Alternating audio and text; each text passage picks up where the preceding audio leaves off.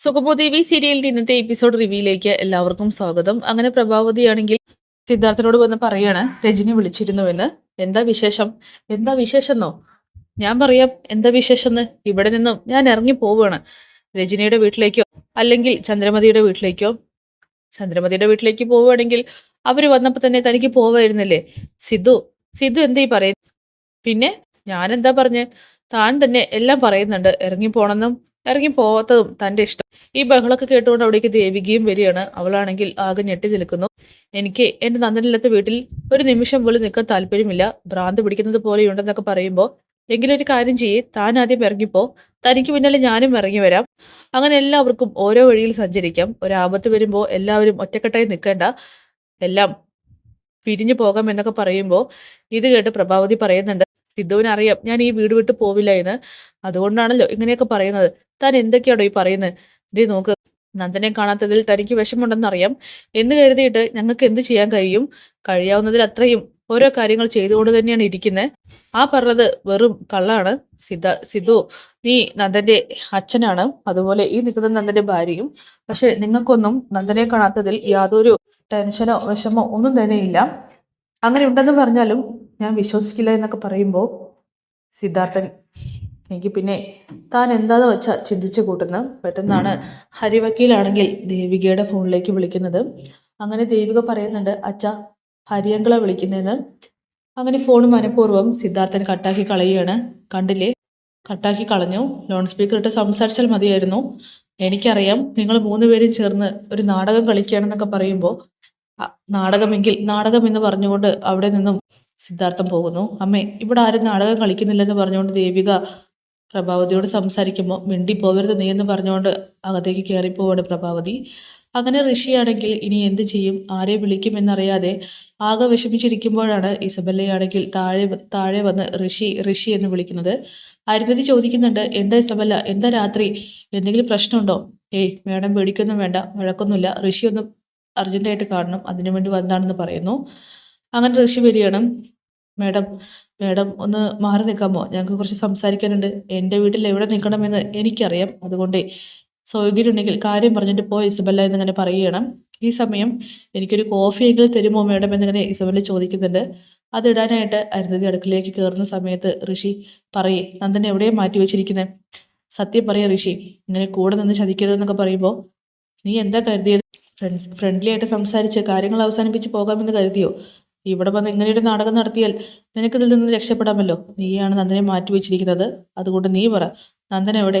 എനിക്ക് മുന്നേ നീ ഓപ്പറേറ്റ് ചെയ്തത് നീ നീയാണ് നന്ദനെ മാറ്റി വെച്ചിരിക്കുന്നതെന്നൊക്കെ പറഞ്ഞുകൊണ്ട് ഋഷി ബഹളം വെക്കുന്നു. രണ്ടുപേരും ഒന്ന് നിർത്തുന്നുണ്ടോ? പരസ്പരം കുറ്റപ്പെടുത്തുന്നു. എല്ലാം തുടങ്ങി വെച്ചത് നിങ്ങൾ എല്ലാവരും ചേർന്നിട്ടാണ്. എന്നിട്ടിപ്പോൾ ഓരോരുത്തരുടെ തലയിൽ കുറ്റം ചുമത്തിക്കൊണ്ട് രക്ഷപ്പെടാമെന്ന് കരുതിയോ? നിങ്ങൾ രണ്ടു കൂട്ടരല്ലെങ്കിൽ നന്ദനെ ആര് മാറ്റി എന്ന് ചിന്തിക്കേ. അല്ലാതെ പരസ്പരം കലഹിച്ച് തമ്മിൽ തല്ലി ഇങ്ങനെ വഴക്കിടല്ല വേണ്ടെന്ന് പറഞ്ഞുകൊണ്ട് അരുന്ധതിയാണെങ്കിൽ ഇടയിൽ കയറി നിൽക്കുകയാണ്. അങ്ങനെ പ്രഭാവതിയാണെങ്കിൽ വിഷമിച്ചിരിക്കുമ്പോൾ ദേവിക അങ്ങോട്ട് വരുന്നുണ്ട്. അമ്മയ്ക്ക് കഴിക്കാൻ എന്തെങ്കിലും എടുക്കട്ടെ? എനിക്കൊന്നും വേണ്ട, എനിക്ക് ഇറങ്ങില്ല. ഒരു കോഫിയെങ്കിലും എടുക്കട്ടെ അമ്മേ. എനിക്ക് വേണ്ടെന്നല്ലേ പറഞ്ഞ്. എനിക്ക് എനിക്ക് എൻ്റെ മോനെ തരാൻ പറ്റും നിന്നെ കൊണ്ട്. തൽക്കാലം അതിന് പറ്റില്ല അമ്മേ എന്ന് പറഞ്ഞുകൊണ്ട് ദേവിക്ക് പോകാൻ നിൽക്കുമ്പോൾ ഒന്നവിടെ നിന്ന് ഞാൻ അപ്പോൾ കുറച്ച് നേരത്തെ പറഞ്ഞതിൽ നിനക്ക് വിഷമായോ? എനിക്കെന്ത് വിഷമം? ഞാൻ എന്തായാലും അതൊന്നും വലിയ കാര്യത്തിലെടുത്തിട്ടില്ല അമ്മേ. അമ്മയുടെ വിഷമവും സങ്കടവും അവസ്ഥയൊക്കെ ഞാൻ മനസ്സിലാക്കുന്നുണ്ട്. അതുകൊണ്ടാണ് ഞാൻ അങ്ങനെ കാര്യത്തിലെടുക്കാത്തതെന്ന് പറഞ്ഞുകൊണ്ട് തിരിഞ്ഞ് നടക്കുകയാണ്. ഈ സമയം സിദ്ധാർത്ഥനും അങ്ങോട്ട് വരുന്നുണ്ട്. അതെ, എൻ്റെ വിഷമം കൊണ്ട് പറഞ്ഞു പോയതാണ്. എനിക്ക് ആകെ ഭ്രാന്ത് പിടിക്കുന്നത് പോലെ ഉണ്ടെന്നൊക്കെ പറയുമ്പോൾ അമ്മ എന്താ വിചാരിച്ച്? എനിക്ക് എൻ്റെ സ്വന്തം അമ്മയെ പോലെയാണ് അമ്മയും. ഇനി അത് പ്രൂവ് ചെയ്യാനൊന്നും എനിക്കറിയില്ല. പക്ഷെ നന്ദുവിനെ ഞാൻ ജീവനോടെ തന്നെ അമ്മയുടെ മുന്നിലെത്തിക്കും. അത്ര പോരെ, ആ വാക്ക് എനിക്ക് തരാൻ കഴിയുള്ളൂ എന്ന് പറഞ്ഞുകൊണ്ട് ദേവിക അവിടെ നിന്ന് പോകുന്നു. ഈ സമയം സിദ്ധാർത്ഥിനെ കാണുകയാണ്. അവൾ ഒന്നും മിണ്ടാതെ വിഷമത്തോട് കൂടിയിട്ട് ഇറങ്ങി പോകുന്നുണ്ട്. അങ്ങനെ സിദ്ധു അകത്തേക്ക് വന്നിട്ട് പ്രഭയോട് പറയുകയാണ്, തനിക്ക് വിഷമമുണ്ടെന്ന് ഞങ്ങൾക്ക് എല്ലാവർക്കും അറിയാം. എന്ന് കരുതിയിട്ട് പാവം ദേവികയെ വിഷമിപ്പിക്കരുത്. അവളും ആകെ തകർന്ന് നടക്കുകയാണ്. പുറത്ത് കാണിക്കുന്നില്ലെന്ന് മാത്രം.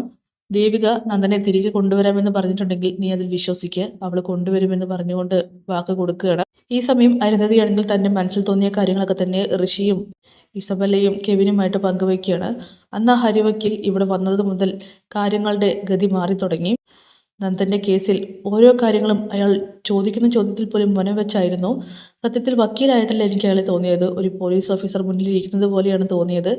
ഇതിന് പിന്നിൽ അയാളുടെ കൈകളുണ്ടോ എന്ന് പരിശോധിക്കണം.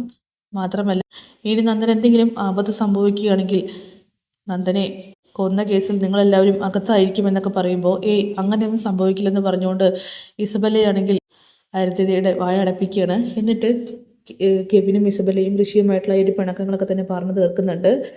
അങ്ങനെ ഇതിന് പുറകിൽ എന്താണ് യഥാർത്ഥത്തിൽ സംഭവിച്ചതെന്നിങ്ങനെ അരുന്ധതി അന്വേഷിക്കാനായിട്ട് പറയുന്നു. അങ്ങനെ രാത്രി ഭക്ഷണം കഴിക്കുന്നില്ല എന്നുള്ള വാശിയിലാണ് രജനി. അവളാണെങ്കിൽ ഓരോന്ന് ആലോചിച്ച് കരഞ്ഞുകൊണ്ട് നിൽക്കുന്ന സമയത്ത് ഗിരി അങ്ങോട്ട് വരികയാണ്. ഇത് രജനി ഭക്ഷണം കഴിക്കുന്നില്ലേ? ഇല്ല ഗിരി, എനിക്ക് വേണ്ട, എൻ്റെ കൂടപ്പിറപ്പിനെ ഞാൻ കാണാതായിരിക്കുന്നത്, എനിക്ക് എങ്ങനെ ഭക്ഷണം ഇറങ്ങുക? എങ്കിലേ എൻ്റെ കുഞ്ഞിന് വേണ്ടിയെങ്കിലും ഒന്ന് കഴിക്കേ. ഗിരി എന്താ ബ്ലാക്ക് മെയിൽ ചെയ്യുക? അല്ലെന്നേ, നീ ഞാൻ പറയുന്നതൊന്ന് അനുസരിക്ക്, വാ ഒന്ന് ഭക്ഷണം കഴിക്കേ. എനിക്ക് വേണ്ട ഗിരി. എങ്കിലേ ഞാനും കഴിക്കുന്നില്ല. എനിക്കും നന്ദൻ എൻ്റെ കൂടപ്പിറപ്പിനെ പോലെ തന്നെയാണല്ലോ, എൻ്റെ അളിയനല്ലേ, എൻ്റെ അളിയനെ കാണാത്തതിൽ എനിക്കും വിഷമമുണ്ടെന്ന് പറഞ്ഞുകൊണ്ട് ഗിരീഷ് ആണെങ്കിൽ വാശി കാണിക്കുമ്പോൾ, ഗിരി നീ പോയി കഴിക്കാം, എനിക്ക് വേണ്ട. വേണ്ടെന്നേ, അമ്മയടുത്ത് അടുക്കള അടയ്ക്കാനായിട്ട് പറയാം, അതാ നല്ലത്. താനിപ്പോൾ ഗർഭിണിയാണ്, അതുകൊണ്ട് മര്യാദയ്ക്ക് വന്ന് കഴിക്കാൻ നോക്ക്. നന്ദനെ നമുക്ക് കണ്ടുപിടിക്കാൻ പറ്റും, ഒന്ന് വിശ്വസിക്കുക എന്നൊക്കെ പറഞ്ഞുകൊണ്ട് ഗിരിയാണെങ്കിൽ രജീനെ ഉപദേശിക്കുന്നു. ശരി വാ നമുക്ക് ഭക്ഷണം കഴിക്കാമെന്ന് പറഞ്ഞുകൊണ്ട് ഗിരീഷുമായിട്ട് രജനി അനുസരണയുള്ള കുട്ടിയെ പോലെ പോകുന്നുണ്ട്. പിന്നീട് ഋഷിക്കാണെങ്കിൽ ആകെ ഭ്രാന്ത് എടുക്കുകയാണ്. അവനാണെങ്കിൽ റൂമിനകത്തേക്ക് വന്നിട്ട് ഒരു ഭ്രാന്തനെ പോലെ അലറി വിളിക്കുന്നുണ്ട്. ഇത് കേട്ടുകൊണ്ട് അരുന്ധതി പേടിച്ച് പുറകെ ഓടി വരികയാണ്. മോനെ നിനക്ക് എന്ത് പറ്റിയടാ? എനിക്ക് എന്ത് പറ്റിയെന്നോ? ആ നന്ദൻ എവിടെ പോയി? അവൻ ശരിക്കും എൻ്റെ പ്ലാനിങ് ഒക്കെ മനസ്സിലാക്കിയിട്ട് എന്നെ ഒരു പാഠം പഠിപ്പിക്കാനായിട്ട് പോയിരിക്കുകയാണ്. അവനെ ഞാൻ വെറുതെ വിടില്ലമ്മേ, എനിക്ക് അവനെ കാണണം, അവനെ കൊല്ലണമെന്നൊക്കെ പറയുമ്പോൾ, ഋഷി നീ എന്തീ പറയുന്നത്? നന്ദനെ കൊല്ലണമെന്നോ? അവനെ ഉപദ്രവിച്ചിട്ട് നിനക്ക് എന്ത് നേട്ടം? ദേ അമ്മ മിണ്ടിപ്പോവരുത്, എനിക്ക് അവനെ കൊന്നെ തന്നെ ശരിയാവുള്ളൂ. ആ പ്രഭാവതിയുടെ കണ്ണുനീർ എനിക്ക് കാണണമെന്നൊക്കെ പറയുമ്പോൾ, നന്ദനെ കൊന്നിട്ട് നീ ജയിലിനകത്തേക്ക് പോവും, അപ്പോൾ ഈ അമ്മയ്ക്ക് മറ്റാരാടാ ഉള്ളതെന്നൊക്കെ ചോദിക്കുമ്പോൾ, അമ്മ എന്നെ ഇമോഷണലി ബ്ലാക്ക്മെയിൽ ചെയ്ത് കാര്യം നേടിയെടുക്കാമെന്ന് കരുതണ്ട. ഞാനൊരു കാര്യം തീരുമാനിച്ചാൽ അത് തീരുമാനിച്ചതുപോലെ തന്നെയാണ്. ഞാൻ എന്തായാലും നന്ദനെ ഇല്ലാതാക്കുമെന്ന് പറഞ്ഞുകൊണ്ട് ഋഷിയാണെങ്കിൽ അവന് മാനസിക നില തെറ്റിയതുപോലെ പെരുമാറുന്നു. അരുന്ധതിക്കാണെങ്കിൽ അതൊരു ഞെട്ടലോടെ അല്ലാതെ കണ്ടു നിൽക്കാനായിട്ട് കഴിയുന്നില്ല. പിന്നീട് നമ്മുടെ നന്ദനെയാണ് കാണിക്കുന്നത്. ഒരു കൂട്ടം ചെറുപ്പക്കാർ എല്ലാവരും ചേർന്ന് നന്ദനെ പിടിക്കുന്നുണ്ട്. അതിലൊരാളാണെങ്കിൽ നന്ദനിട്ട് നന്നായിട്ട് പൊട്ടിക്കുകയാണ്. ഈ സമയം എന്നെ വെറുതെ വിടണമെന്ന് പറഞ്ഞുകൊണ്ട് നന്ദനാണെങ്കിൽ കരയുന്നു. നിന്നെ വെറുതെ വിടാനോ? ഞങ്ങളുടെ ഉറ്റ സുഹൃത്തിനെ കൊന്നവനാണ് നീ. ഋഷി എവിടെടാ?